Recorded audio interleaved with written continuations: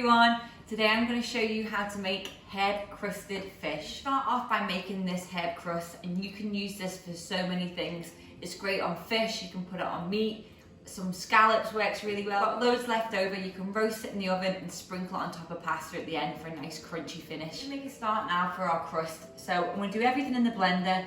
I'm going to make my own breadcrumbs just because I had some stale bread left over, but feel free to use panko if you want. So we're just going to tear that up and get that to a nice fine crumb to start with.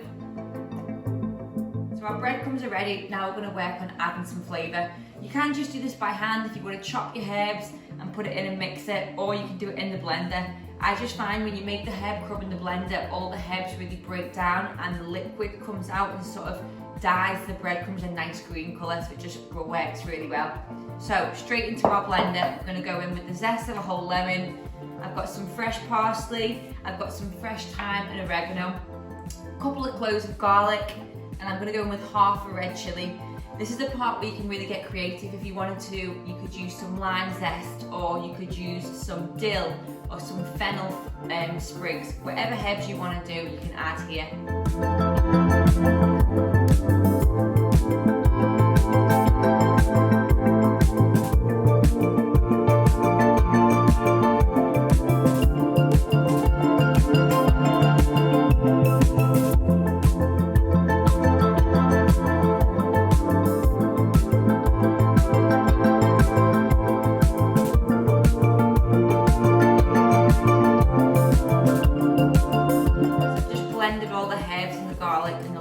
Smells amazing. Make sure at this step that you are really generous with your herbs because they do blitz down to not a lot. So what I'm going to do now is, just to help get all those herbs from the bottom, I'm going to put one handful of my breadcrumbs in. I'm going to give that just a couple of pulses. I don't want to blend it too much, but that'll help clean out the container so we can get all that herby goodness. I've blended that all up now, it's lovely and green. Just add that to the rest of the breadcrumbs. Don't waste any of it. Get your spatula in, or your hand spatula, and just scrape it all out. So at this point now, what we need to do is we need to season it. We've had no salt and pepper in yet. We'll do some salt and pepper.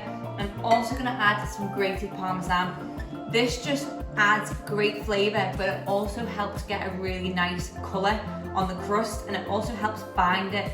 Sometimes if you just do bread, the bread tends to dry up and crumble away. So when this melts, it'll act almost as a glue. So a bit of parmesan. I'm going to add our salt and pepper as well. And then I'm going to add some olive oil just to bind.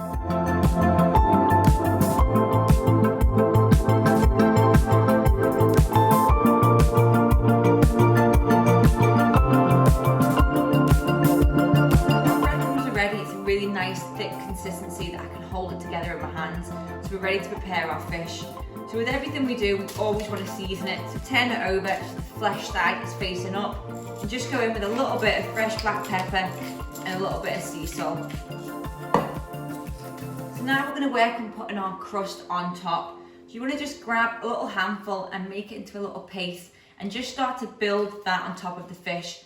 Don't get carried away and do it too thick because it will just end up falling off. So a generous amount, about 2 centimetres thick, and make sure it's nicely, evenly spread over the surface of the fish.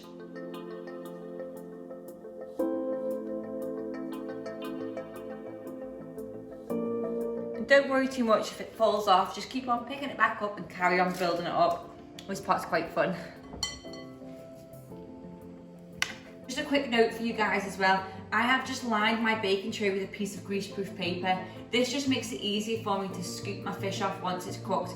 You can use tin foil, or if you're just going to use a regular tray, just do a little drizzle of olive oil on the bottom just to stop it from sticking. So that's going to go into our preheated oven, 180 degrees, mine's a fan assisted, and we're going to give that 15 minutes until the fish is fully cooked through and it's opaque.